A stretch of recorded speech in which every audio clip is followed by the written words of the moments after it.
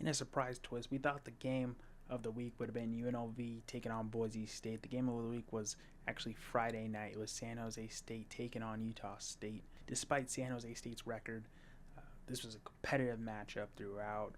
A showdown between two great quarterbacks, probably the two best quarterbacks in Mountain West, Walker Eget and Bryson Barnes. A great matchup because Walker Eget being a pocket passer and Bryson Barnes being dual threat, and it made for a great matchup. Both defenses had trouble keeping the opposing team from scoring. Walker Eget would put up 340 yards, 2 touchdowns through the air. Bryson Barnes, 326 yards passing with a touchdown, another 54 yards rushing and a touchdown there. After a rocky first half for both teams, they come back in the second half in the third quarter and start scoring.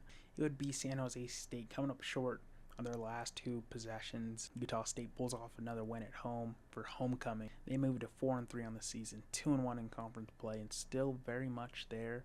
Any title hopes that you would hope to have, or just any optimism. Meanwhile, San Jose State 2-5 in the season, still 1-2 in conference play. Not out of it, but it feels like that was a huge momentum shift type of game, especially after their loss a week prior to Wyoming. They do have a tough stretch coming up, and they'll have to win 4 of those games if they want to get to a bowl game in 2025. Utah State rolling in hot with that offense, and now 2 games away from bowl eligibility, and really their toughest trap game coming up with them going on the road to New Mexico and taking on Bronco Mendenhall's former team. With that quarterback in Bryson Barnes and that offense, you feel confident that they could score with the best of them. 30-25 is your final score. Utah State over San Jose State.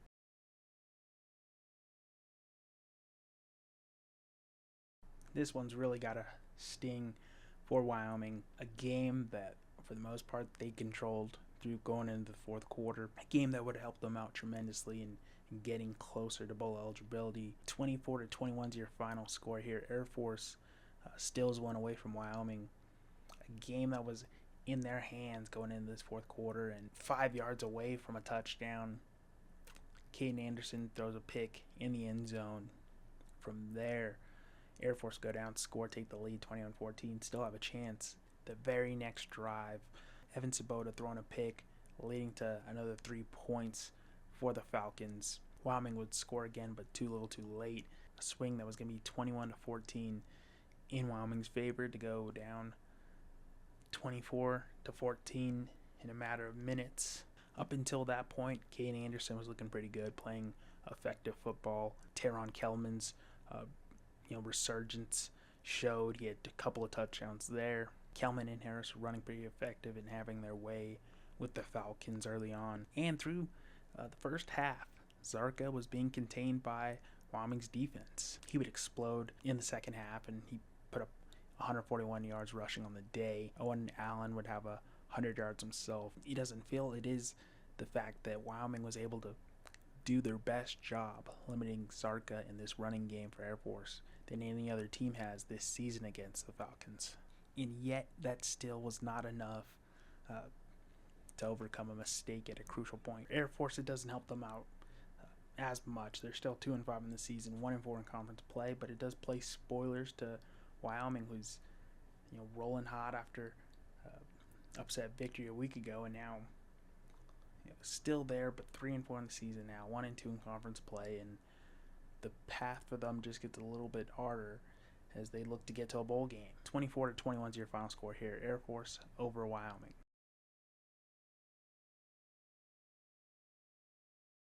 Well, this game certainly lived up to the hype, at least through the first half. UNLV going on the road to take on Boise State in the highly anticipated game of the year for the Mountain West. What we saw is that Boise State still very much has UNLV's number. They could not stop the running game and really offense overall from Boise State all night long. In the first quarter, it looked like it was going to get out of hand right away. Second quarter, UNLV finds a way to outscore Boise State 21-14. A stalled drive for UNLV. They punt the ball away. A muffed punt gives UNLV the ball with great field position. They end up scoring. But the problem is Boise State, answered right back, and they did that all night long against the Rebels. 7 touchdowns from both these teams in the first half. They would go into halftime 24-28. Boise State would have the ball and they would go 3-and-out. UNLV would get the ball and have a great opportunity to take the lead. Did nothing with it. Jet Thomas had I believe, the ability to get a first down off of 3 yards. They don't get it. They punt the ball away. From there, Boise State scores quickly, and now it's a 24-35 point game. And at that moment, it seemed like a critical time that UNLV was never going to get the ball back, take the lead. Boise State would tack on 2 more touchdowns. Final score would be 56-31. The Rebels getting shut out in the third quarter by 21 points is what really did it in for them. Boise State is still top dog in the Mountain West right now. It feels like no one's going to get in their way returning to a Mountain West title game. And as for UNLV, a team that was looking vulnerable this entire season, in close matchups the entire season against lesser competition, they take on their conference rivals and they get handled easily. Boise State's defense was solid on UNLV, but also UNLV's defense was not up for the task. They could not stop Dylan Riley, who put up 200 yards on the day. Maddox Madsen had a great day with 4 touchdowns. Now UNLV has 5 games left on the season, and they're going to have to prove that was a slip-up and that they can very much likely get to another Mountain West title game and hopefully meet up with Boise State and get some revenge come December. As for Boise State, they're rolling along just fine. 5-2 on the season, 3-0 in conference play. I don't see anyone in the conference right now being able to match up with them, and their playoffs are still very likely intact. 56-31 is your final score here. Boise State over UNLV.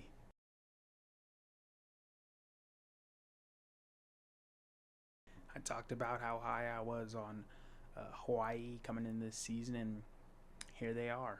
6-2 on the season, bowl eligible, 3-1 in Mountain West play. Easily beat Colorado State 31-19. Colorado State now 2-5 on the season, 1-2 in conference play. From the start, it just seemed like the Rainbow Warriors were moving on a different level than the Rams. Alahado, 301 yards, 3 touchdowns. He had a pick early in this game. It just felt like Hawaii's on a different level right now, really in the discussion for making that Mountain West title game. Their offense is just so hard to stop with that passing game, and when you talk about opposing offenses taking on the Rainbow Warriors defensively, they do enough. They play clean and get stops and limit opposing teams' possessions.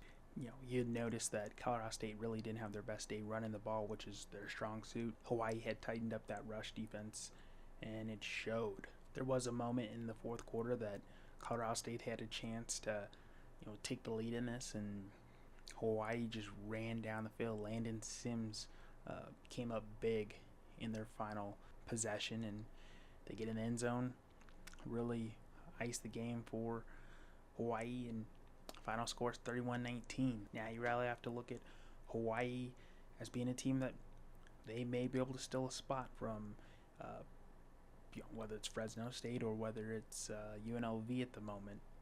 They may get that last slot in, and it'll be them taking on Boise State in a title game. Of course, everything's still early. Everyone's got 4 or 5 games on the season. Plenty of switch up in the final weeks, but Hawaii's sitting in a pretty good position right now. For Colorado State, the season isn't over with. They have plenty of winnable games ahead, but they definitely won't be easy by any stretch. You have to look at their bowl season sort of being out of possibility. They would have to win 4 of their next 5 games, and you talk about teams like UNLV and Wyoming and New Mexico that just aren't going to make it easy for you. 31-19 is your final score here. Hawaii over Colorado State.